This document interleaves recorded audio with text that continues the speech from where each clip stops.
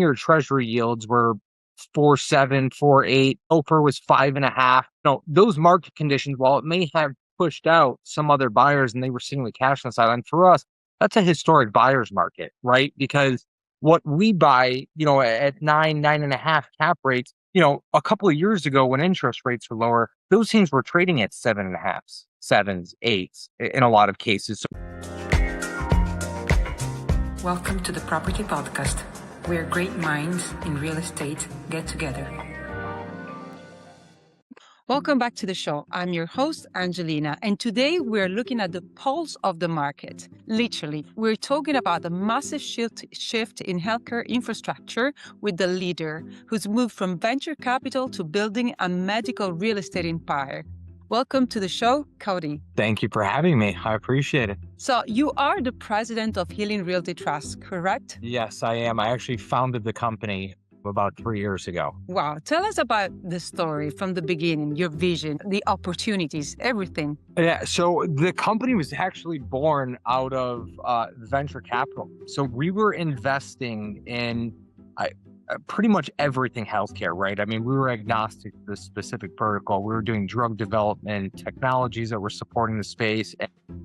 In 2019, there was a new drug that came to market called Spravato. It was a Johnson & Johnson product, and it really changed the way that psychiatrists' office were laid out, right? The typical person was coming into the office, after 55, 60 minutes, they were out and a new patient was coming in.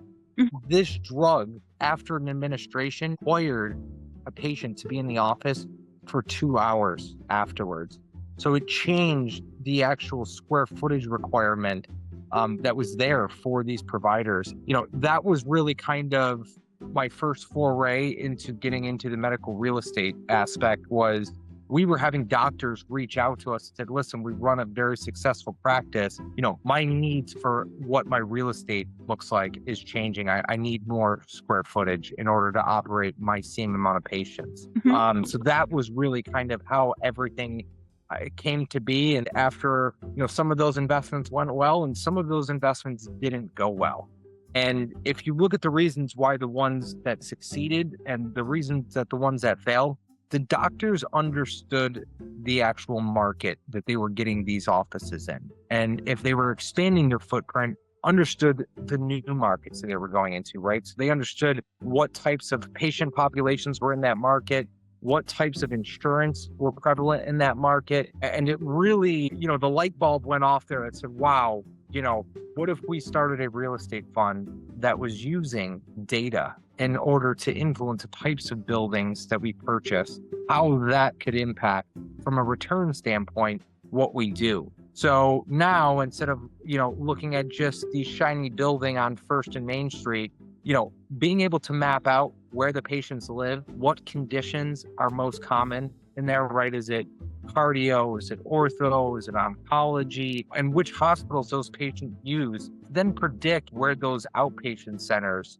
before everybody else does, that is where we buy real estate. So it's avoiding those oversupplied markets where after COVID, right, most people are doing this. They're on Zoom, they're on Google Meet. Yeah. A lot of office suffered.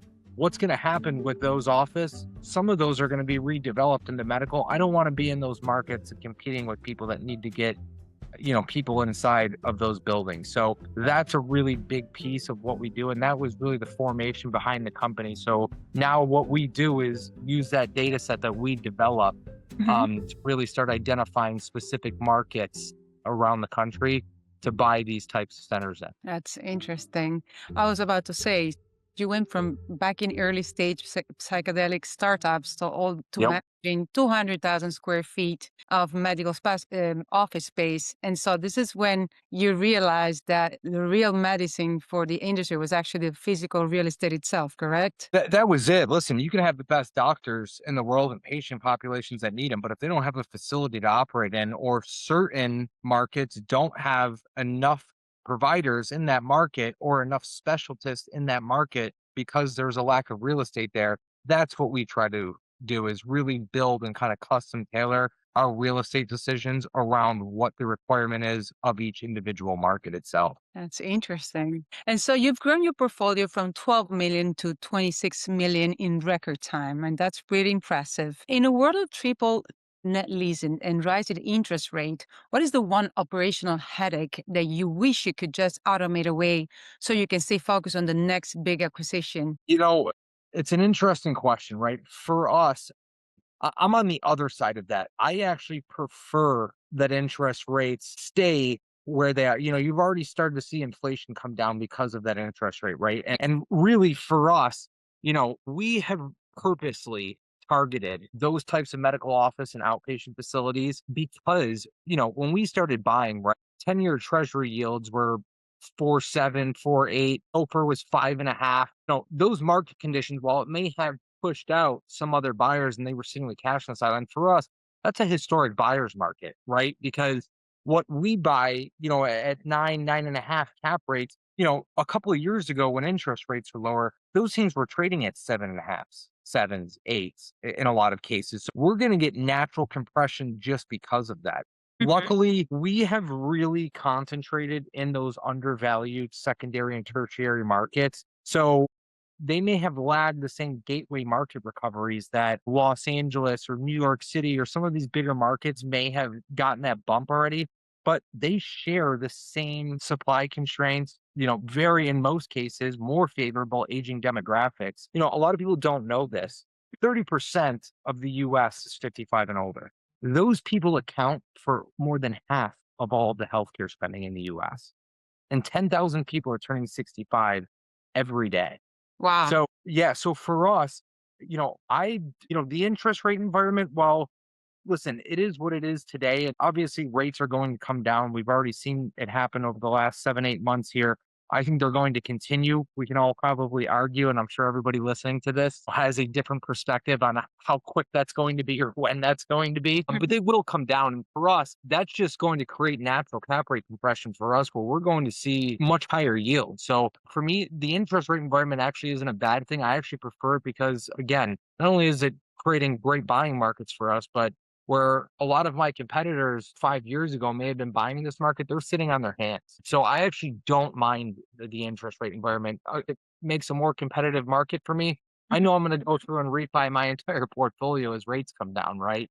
Yeah. So, it's actually not a bad thing for us. Interesting. That's A little something. different, right? Yeah, never thought about it, honestly. Usually people always go for the most convenient interest rate. But yeah, if that benefits you, that's the way to go. Nope. So I know Healing Realty Trust is already a data-driven shop, but how far are you planning to take the tech? So are we looking at a future where AI is actually predicting patient flow to tell you exactly where to buy your next clinic before the broker even lists it? So that's exactly what we're doing right now. And using actually two separate AI systems and then our own in-house proprietary algorithm that we created. What is the goal for us, right? Not all healthcare demand is equal. So some patient groups drive repeat long-term utilization, which is gold for centers like us. And then other younger demographics, they might go once a year, twice a year. So what do we look for? Any market that we buy a building in, we want at least 30% of the population to be 55 and over. Again, because of that type of spending from that specific group, right? Again, being seniors, what are we looking at? More imaging centers, cardiology, orthopedics, dialysis. Because of those frequent treatments, the care cycle is much longer than what anybody else would be. So for us, our system specifically links population health data, and then we look at the existing infrastructure. So that helps us already buy where that durable demand is already there, right? And we always target financially stable tenants. So people that are billing insurance, right? Like they're not insurance remunerated services. They're probably not being done in our buildings. Yeah, that's really the data side. It's such a big piece to what we do, not only from a market identification standpoint, but then also using geofencing data to Mhm. look at how the local systems, how they interact, where patients come from, what markets they live in, versus how they're accessing the healthcare systems. And then possibly also identifying in this market of 200,000 people, there's a very high rate of obesity, which is linked with different types of care for that specific patient population, Mhm. going into our Rolodex and saying, hey, this dialysis center, things like that, and really telling them, hey, we have X amount of square feet available in our building. A lease is coming up over the next 36 months. If it's something you want to take a look at, let us know. We'll get you some information sent over. So we're already doing that, right? And I think that systems like this, right? Like you're going to see people are moving away from just buying buildings to buy them. It's going to really kind of design how regional care networks are placed in their local communities. And I think that that is going to be the story of the next 5 to 10 years is how the local health system interacts with the patients that actually live there. So you actually are ahead of the game, really, right? Or trying our best to be, I guess maybe more tip of the spear. I think that, listen, this data, while not maybe as easily accessible as it was 10 years ago, it just now with the ability to process very large amounts of data for a small and nimble team like we are, that's really changed how we do what we do. That's pretty amazing, and I have to congratulate you because you're really ahead of the game. I've been interviewing a few people, and you can tell that they're lagging or lacking in not only in business acumen but also that kind of like intuition mixed with AI. So yeah, you are doing an amazing job. Thank you. I appreciate that. Of course. So your team is highly specialized with experts in acquisitions and CPA level finance. As you scale towards that multi-billion-dollar behavioral health market opportunity, have you found that your analysis are spending too much time mining data when they could be using a platform that already speaks to the language of REIT? I think that there's a couple of very specific things in there. The team was specifically put together for growth and scalability. Whether if you look at the actual operating team themselves or our board of directors, everybody was carefully chosen for their specific knowledge base in what they do, right? Our CEO comes from a lending and a venture background, so scaling and growing businesses while putting viable debt in place during that as well. Very important. Our director of acquisitions has lived and breathed, has done almost $1 billion of healthcare related real estate transactions. Everybody is very purposely driven to fill a very specific role. And even the same thing on our board, right? One of our board members, the former CEO of Brookfield, the retail division. He's now currently the CEO of P-REIT. So from an institutional capacity of building a portfolio, Jared fills that role. We have the vice president of NFT Insurance that was just acquired by Aon Insurance. So obviously, what does every building need, right? Insurance. What does a company need? Insurance. That role is filled. We have the current president of Guaranteed Rate Mortgages, one of the largest lenders in the world. From real estate to debt to insurance, healthcare. We've really tried to make sure that every single person has a very specific knowledge base as we continue to grow this. Fundamental, and I always tell everybody, right? I try never to be the smartest person in any room. I always want smarter people around me.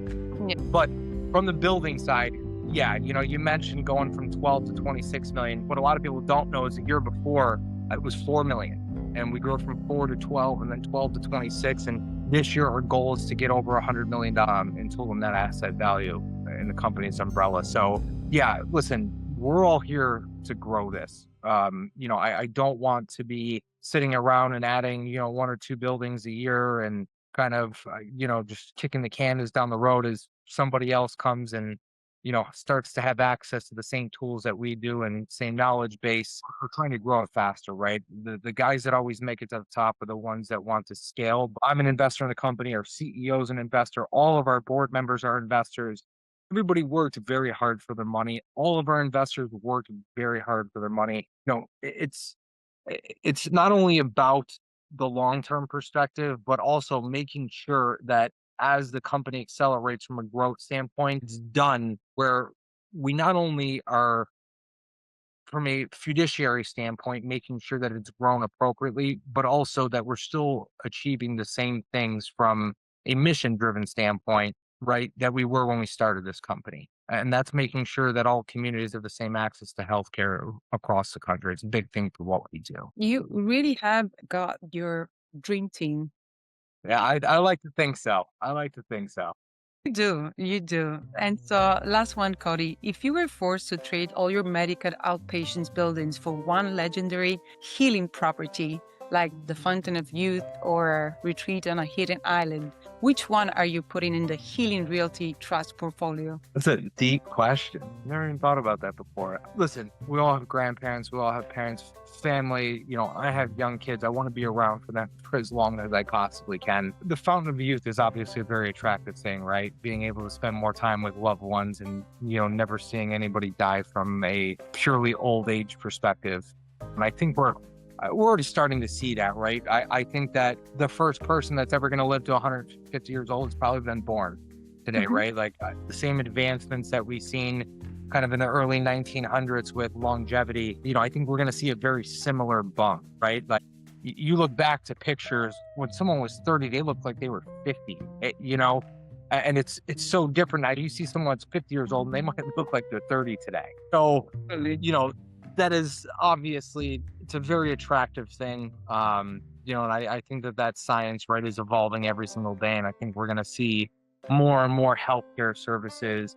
Again, like we talked about, right? What's the largest population segment? It's that 55 and older and the baby boomer generation, right? Like all of these people, they want to live longer. They want to spend more time. They want to be healthier, and it's quality of life is almost as equal as quantity. So I think that is probably where I would lean to if I had to. I don't know if I trade my assets though for it today. Yeah, I think I will go for that one too. Yeah, thank you so much. That was very helpful, and I love listening to your insights and your business acumen more than anything. Thank you. I appreciate it. It's been an interesting road. And we're just getting started. I I can't wait to see you grow and then even be kind of my trophy podcast.